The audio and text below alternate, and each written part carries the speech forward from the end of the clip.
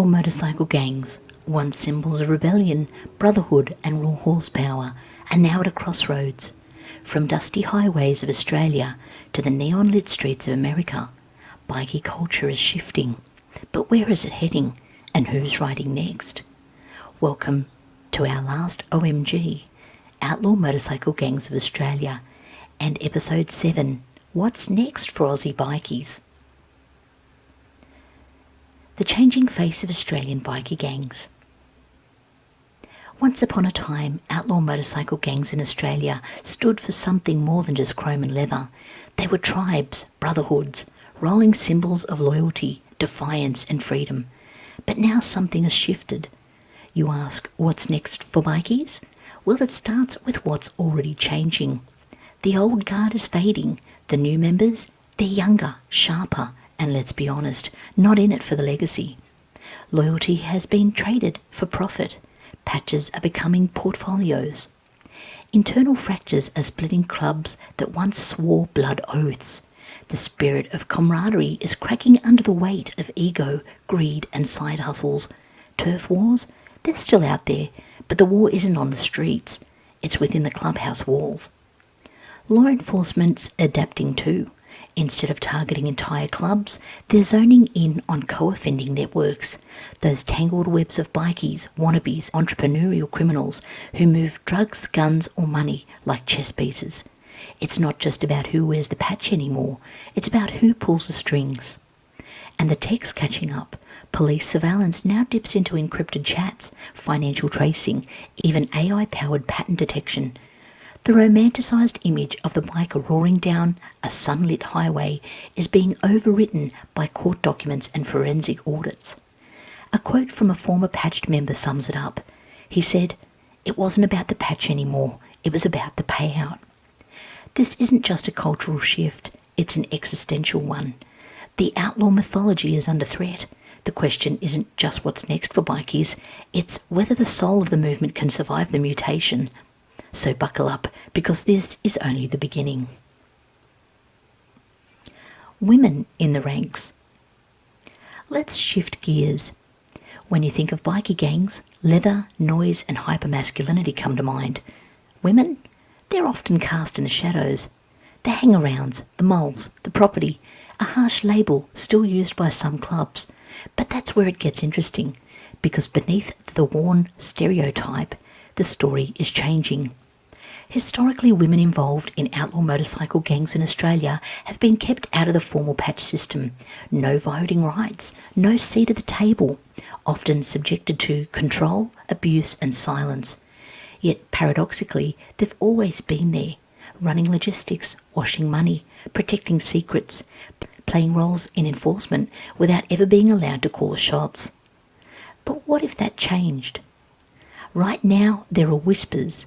Women forming their own riding groups, some fierce, some symbolic, others perhaps laying the groundwork for something louder, something rebellious. An all-women outlaw motorcycle gang. It sounds cinematic, but it's not impossible.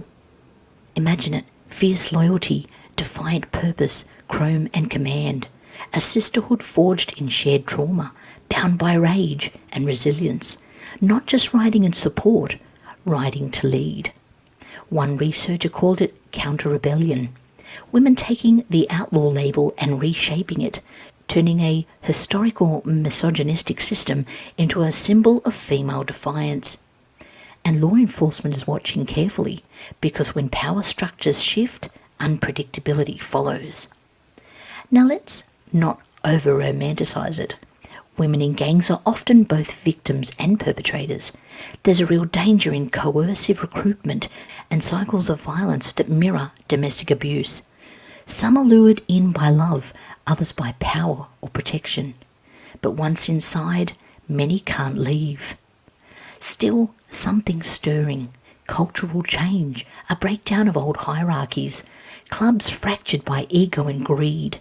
Women now see an opportunity in chaos, and maybe that's what fuels the next wave. So ask yourself, in the future, will we see women not just riding in the ranks, but leading the charge? Outlaw culture was never static, it evolves, and this time its evolution might just wear a ponytail under that helmet.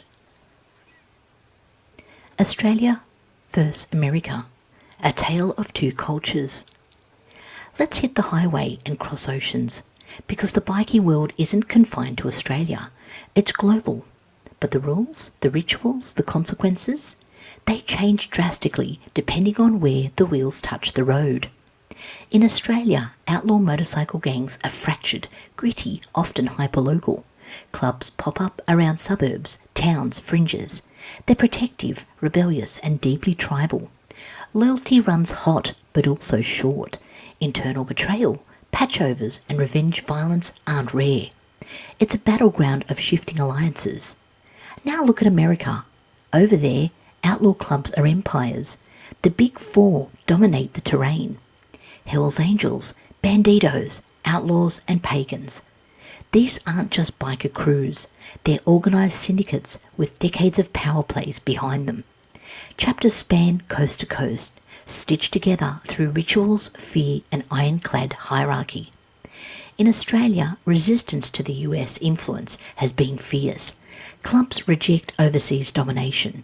They forge identities that are distinctly Aussie, raw, blunt and proud. While some US clubs tried to set up shop, many were met with silence or fire. But here's where things take a diversion. Same patch, different code. Let's rewind to 1969. It's July 5th, just 2 days after founding member of the Rolling Stones, Brian Jones, was found dead in his swimming pool. More than 250,000 fans flooded London's Hyde Park for a farewell concert. What was originally planned as a free Rolling Stones show quickly transformed into a mourning ritualsome thing, bigger than, well, Big Ben. They needed security for the venue. Enter Hells Angels, UK. But here's the twist. They weren't affiliated with the outlaw motorcycle gang known in the US. Instead, they were more like enthusiasts, fans of American biker culture who adopted the name and style but didn't operate as a criminal organisation. Their presence at Hyde Park was peaceful and the event went off without major incident. This experience may have influenced the Stones' later decision to hire the California chapter of the Hells Angels for the Altamont free concert later that year, a move that ended in tragedy. Held on December 6, 1969, at Altamont Speedway in California, this free concert was intended to be West Coast's answer to Woodstock, but instead of peace and love, it brought chaos and death. 2 concerts, 2 continents, 2 clubs under the same name, but starkly different consequences. One secured a legend, the other became a cautionary tale etched in rock history. So why does it matter? Because cultures shape conduct. Australian gangs often keep disputes out of the public eye, less spectacle, more shadow. American clubs have a louder legacy, more linked to organised crime, drug trafficking and racketeering. Law enforcement mirrors that. US agencies, FBI, ATF, dig deep with surveillance, undercover ops and full-blown legal warfare. In Australia, the approach is strategic, dismantling co-offending networks, mapping alliances and applying pressure surgically, one clubhouse at a time. But here's the real question. In a world growing smaller, globally connected, will Australia continue blazing its own outlaw path, or will American influence reshape the future of bikie culture down under? Because rebellion doesn't exist in a vacuum. It reacts, it evolves, and as the borders blur, patches might too. Law enforcement, Australia versus the US. Let's switch the lens from those riding in defiance to those chasing in silence, because if bikie gangs are evolving, law enforcement isn't far behind. But how they respond? Well, that depends on the country. In Australia, policing bikie culture has become a chess match. The goal isn't brute force takedowns anymore, it's precision. Officers now target co-offending networks, webs of criminal cooperation that often reach beyond the clubs themselves. These networks blur lines, patch wearers, associates, criminals who've never ridden a bike in their life, all tangled together. Clubs are losing fortresses, anti-consorting laws and fortified building bans are stripping away the physical symbols of dominance. Surveillance teams track movement through encrypted apps, and forensic accountants trace hidden revenue streams from drug sales and weapon imports to false business fronts. The fight isn't on the streets. It's in spreadsheets, satellite feeds, and seized burner phones.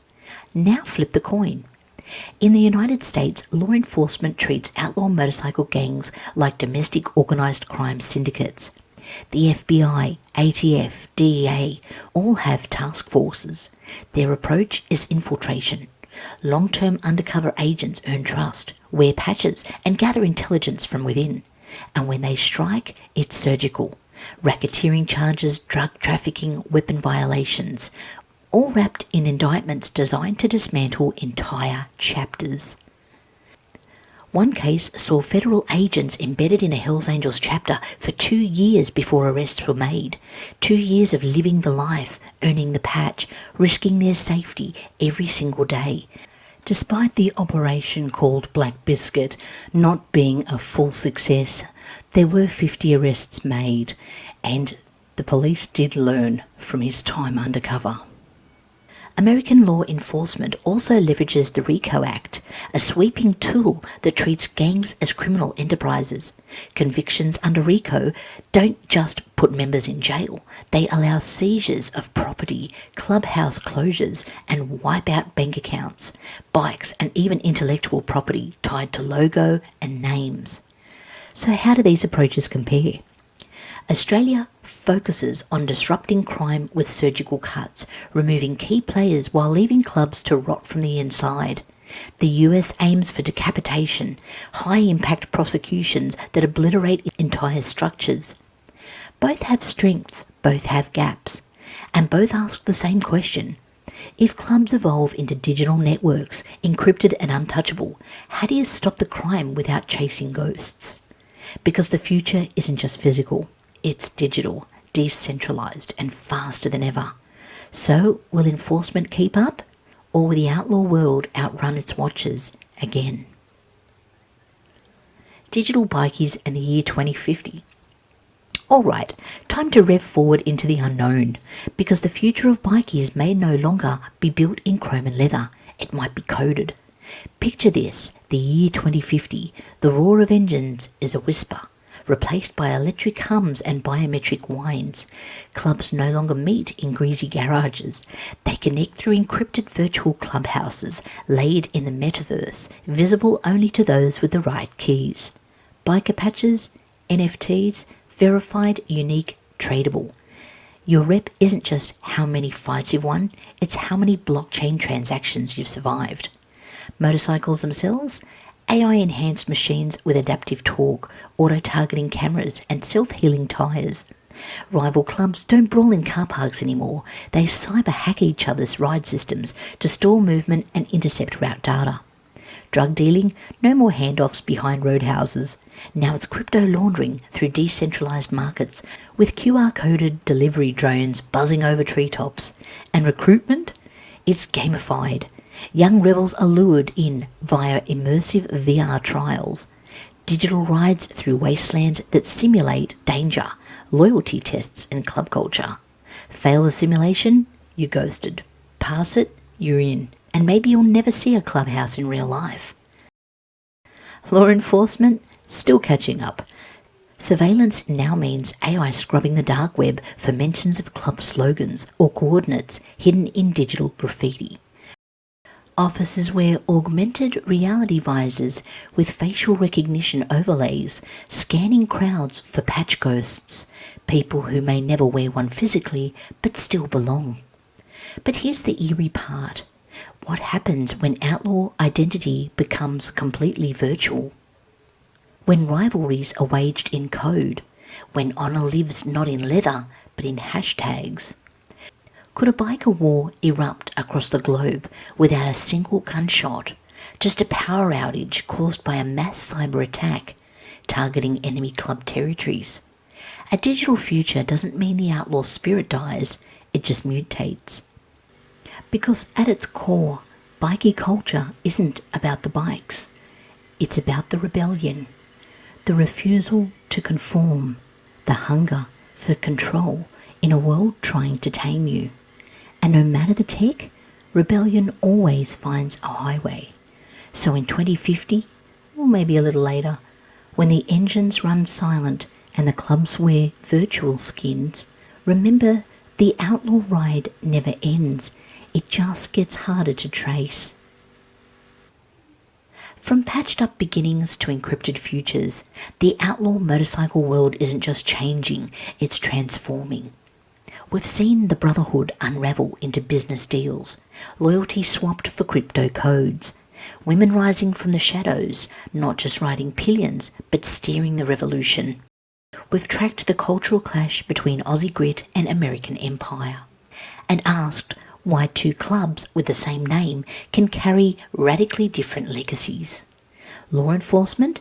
They're chasing ghosts, files, fragments, a movement that mutates faster than they can prosecute it.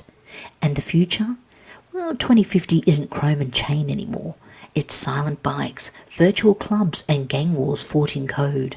But one thing hasn't changed. The outlaw heartbeat still pulses beneath it all, raw, defiant, unpredictable. So the question remains, will bikies ride into a digital dusk, or will the raw rise again? Either way, the roads ahead aren't paved with asphalt. They're paved with transformation. We hope you enjoyed this series on outlaw motorcycle gangs, our OMGs. If you enjoyed the episode, give it a like, subscribe if you haven't already, and hit the notification bell, because very soon we'll have another series for you on Haunted and Historic Australia.